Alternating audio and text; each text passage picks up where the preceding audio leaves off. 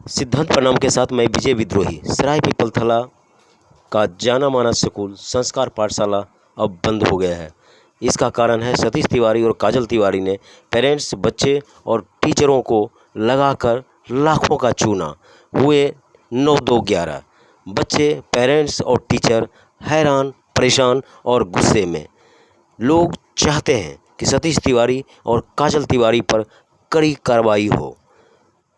क्षेत्रीय विधायक, पुलिस प्रशासन और दिल्ली सरकार से अपील कि सतीश तिवारी और काजल तिवारी पर हो कड़ी कार्रवाई।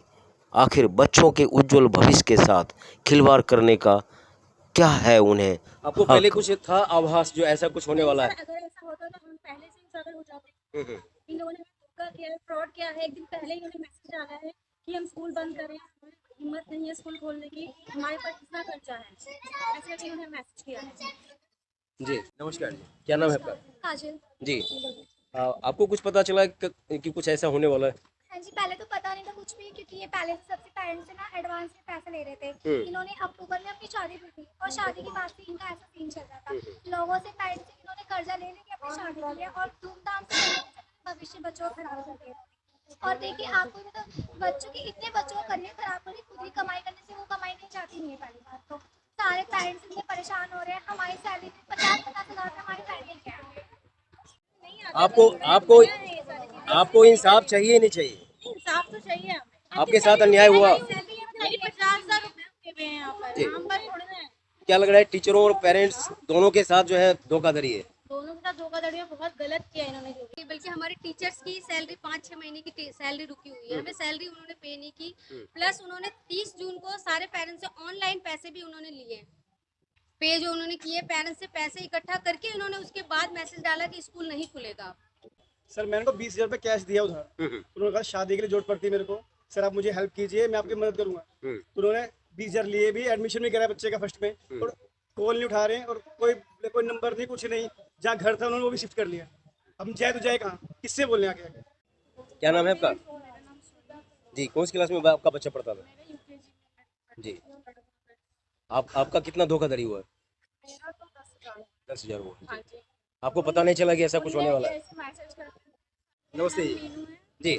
और मेरा बच्चा इस स्कूल में पढ़ता है, तो सर ने हमसे 30 तारीख को भी एडवांस लिया। अपने भाई से फोन नंबर से फोन कर रहे हैं जी। और फोन भी नहीं उठा रहे। भाई भी झूठ बोल रहा है कि मैं जॉब कर रही हूँ और यही वही दिल्ली में कहीं बैठे हुए हैं। हमारे बच्चे की भविष्य खराब हो गया, एडमिशन नहीं हो रहा, कहाँ पढ़ाए बच्चे को? और मेरे से 10,000 रुपये अभी बीच में जून में लिए थे 10 जून को, और बोले कि मेरे मामा गुजर गए, मैं कुछ हालात में हूँ, मेरे को पैसा जल्द से जल्द दे दो। बार बार मेरे को फोन कर रहे थे, मेरे हस्बैंड परेशान कर रहे थे, इसलिए मेरे हस्बैंड से बार बार पैसे मांग के तब ये पैसे लिए। मेरे 10,000 इनके पास आया, मेरे बच्चे का भविष्य खराब हो गया। अब बता मेरे बच्चे कहाँ जाएंगे? उन्होंने मेरे से कम 17,000 का काम करवाया, कैश नहीं लिया लेकिन काम करवाया।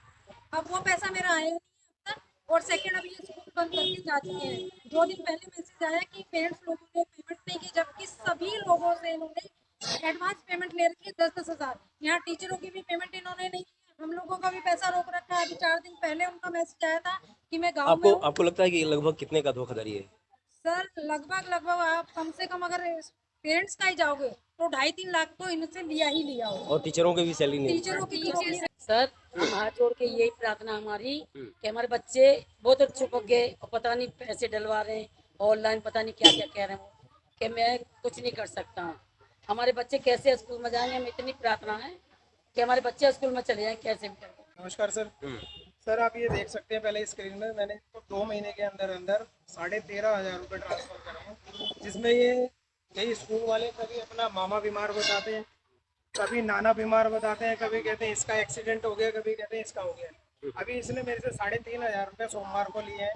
आपके बच्चे यहाँ पढ़ते हैं या मेरे किसी 2 और? बच्चे पढ़ते हैं सर, एक गुड़िया ये और एक इसमें, आप देख सकते हैं। तो इसने मेरे को सोमवार को कॉल करके बोला है कि आप 3,500 रुपये मेरे को दे दो, मेरी गाड़ी खराब हो गई है। और उस दौरान इन्होंने मेरे को बोला स्कूल ओपन होते के साथ हम उसमें कवरिंग कर लेंगे, और एक दिन पहले मैसेज डाल दें कि स्कूल आज के बाद बंद हो जाएगा, दोबारा मत आना।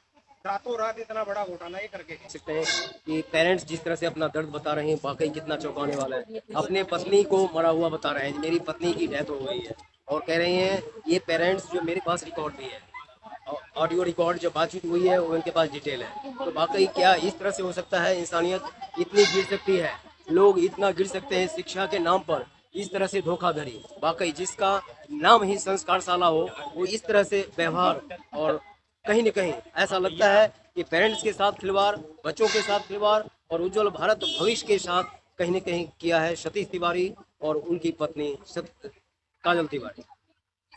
हमारे साथ हैं संस्कार पाठशाला में काम करने वाली महिला जो झाड़ू पोछा का काम करती थी, और उनके साथ मैनेजमेंट के डायरेक्टर सतीश तिवारी ने क्या कहा, आइए चलिए उनसे जानने समझने की कोशिश करते हैं। जी नमस्कार जी।